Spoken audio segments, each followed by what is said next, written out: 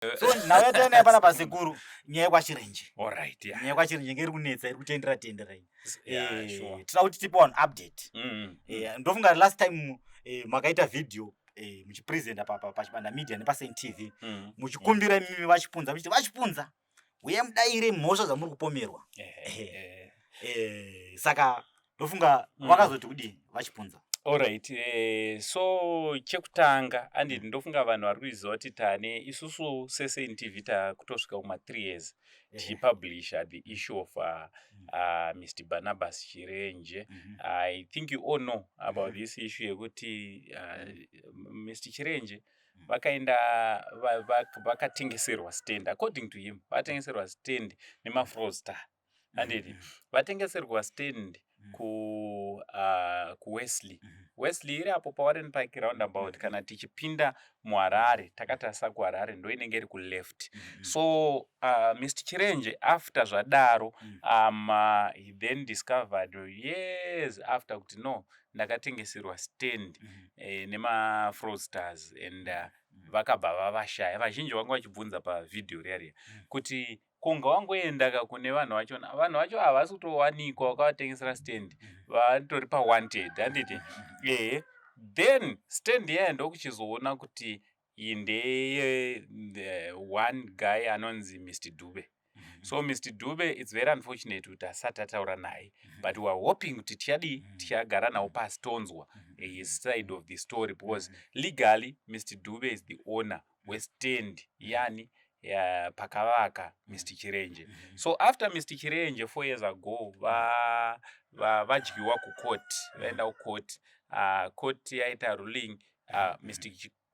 Chirenje then was evicted, vobva vapudiswa mumba, then iwo vobva vagara panze. So ndiri kungopa ka bit of background kuti vanhu vanzwisise kuti nyaya tiri kutaura for the benefit of those vatanga unzwa nayo. So zvadaro Mr. Chirenje vakatanga kugara panze for 4 years vachigara pagedhi. Vangobuda ubva vangoenda pagedhi ndo pavari ngori kureva kuti imba iyaya iri empty, haina uyo akanzi awina haakwanise kupinda because Mr. Chirenje is blocking panzira. Ivo Mr. Chirenje havakwanisa kudzokera mumba muya because neruling yabuda kucourt. Saka takazenge tichiita mavideos time and again, and we would like to thank you Zimbabweans for standing with Mr. Chirenje, because all these years patanga tichiita mavideos, the likes of Menas Chibanda media, they've been supporting nekuvapa platform vachitsvagawo help, the likes of ana Kelvin Billiard ana anko paSaint TV zvakare tanga tichidi. So Mr. Chirenje for the past years, to be honest, vari kudya, vari kuwanawo zvimari nekuda kwekuti muri kudonata, muri kuvasponsor for some years. Yakanimbovaombirire maoko. Aiwa, hatokombirire maoko nekumira nawaChirenje kusvika nhasi. Nyango pavakarwara makavapa mari yakawanda chaizvo, tinoda kutendai. And last week, fast forward, takazoita video ndakagara naMr. Chirenje, video randikaita on Saint TV. On the same day takaita zvakare video I presented on Chibanda Media, and I was sitting at the middle. Mr. Chirenje vakagara on my right, on my left kwanga kwakagara Bishop Kelvin Nyamakanga. I think you know the tele-evangelist, the tele Bishop anditi vanowanikwa zvakanyanya pamasocial media, is always doing commentary, especially panyaya dzezvekereke. So he was kana mupolitics vanobata futi ndombowanzwa vanobata kwese vanoda kuita maenzanisi zvichidaro mutongi gawa maenzanisi. So vakapawo comment yavo, and then Chibanda anditi ava vachibanda then decided to invite vakavainvita kuinterview yandakazenge ndiri host wavo navaChirenje. After that video raenda viral, also video randakaita inini tiri two nawaChirenje raenda viral, but the information was almost the same which was shared on Saint TV and on Chibanda Media. Bishop Oliver Taringa Chepunza then reached out to me.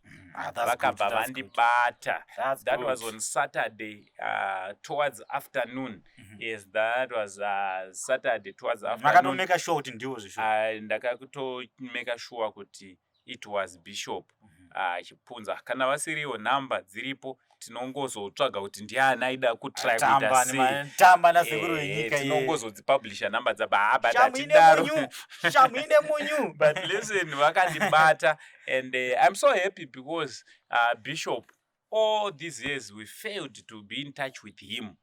But Papa, he humbled himself and he agreed to the T's and C's that I wrote. No, Isusu, we won't come to your office. You come to our own offices. You come to our studios. We sit down, we talk about the issue, and then we do a video. So, Bishop Oti Chipunza, he agreed. So, I'm happy to announce that he will be doing a video this week. Ratishange tichikurukura nani for the first time. Tichikurukura na Bishop. And I was telling people kuti mu comment section kuti don't be quick to judge. Because all these years we've been hearing only one side of the story. That is the story of who? Of the side of Mr. Chirenje. You'll be surprised. Bishop wauya panapa tikanyara, tikapusa, tikaswava zviso. Because kunyarara pampachona, you know, chechi pampachona anovhura magwaro vanenge vachiti kunyarara kunokunda kudi kutaura. Kuhereketa. Wona kuti hondo it's not worthy kuti ndiwe ndichitaura. Remember kuti also Bishop Chipunza, he received the property in question as a gift from Mr. Dube, as a donation yekuchechi. So atina kunzwa story yatakanzwa nawo tichazonzwa kuti iwo what really transpired per this property in question. Chokwadi. Saka muchidimbu tiri kuti isusuka munhu wese ngagara anosubscribe paChibanda Media nepaSend TV nekuti ndo pachange pachizobuda vachipunza pamwe chete namachirenje. Vakagara mu1 video. Tichikurukura nawo tichinzwa kuti chii chakanatsoitika anditika. Ameno kana mune zvimwe zvekutaura futi sekuru wenyika. Alright, inini zvandiri kukumbira pavidhio rinoiri ngatimborege kutuka nekushora nekudii. Toiziva kuti we are supporting. I know the majority we support kana kuti you are supporting Mr. Chirenje. But myself, as someone anorizina, as someone asina kumbonzwawo the other side of the story, that is the side of Bishop Chipunza, Chipunza, ndakuda kuti tipe mukana. I'm going to listen to the Bishop with an open mind. I'm not going to be listening to him with a judgmental mind. Chokwadi. Then tina vamwe vanhu vaimediator futi zvakare. Ndofunga kana makaona video rinerika zvakanaka kuti muuye vachikuni muri kumediator maimediator panhau iyi manegotiations navamwe hanzi Prophet Mandishona Iron Mandishona. Kana zvakanaka futi kuti muvepo muchitipawo rutivi rwenyaya yenyu kuti pamaimediator zvaifamba sei, ndamachaniza makasangana nawo, makaachiva here. Ndakanzwa vachinzi imi makati makatumwa naMwari. Saka izvo zvese zvezvo muye muchizvitaura pachena. That is if you were genuinely mediating between the two parts. That is the also kana manga musiri kutora side kuti isusu tiri kuvachirenje kana kuti isusu tiri vani vekwa Chipunza camp. You are welcome, you can come, because hatisi kuda. At the end of the day, we are not doing this.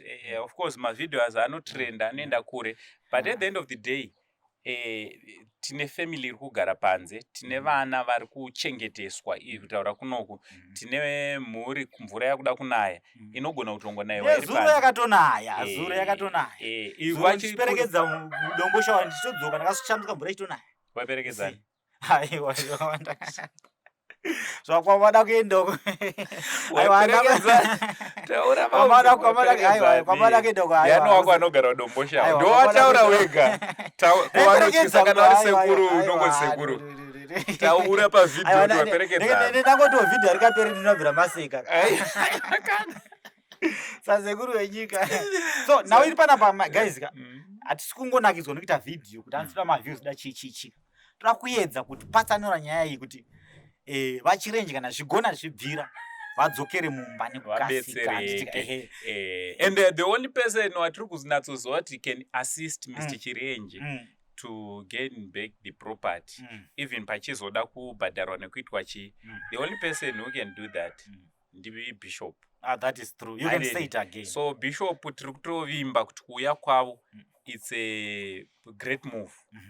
Bishop kuuya vachigara apo kutozvininipisa anditi kuzvininipisa ikoko anditi kwavaita vakati no nyaya yanga ichitenderera ichitaurwa, it's high time yekuti I should say my own side and then not kungotaura.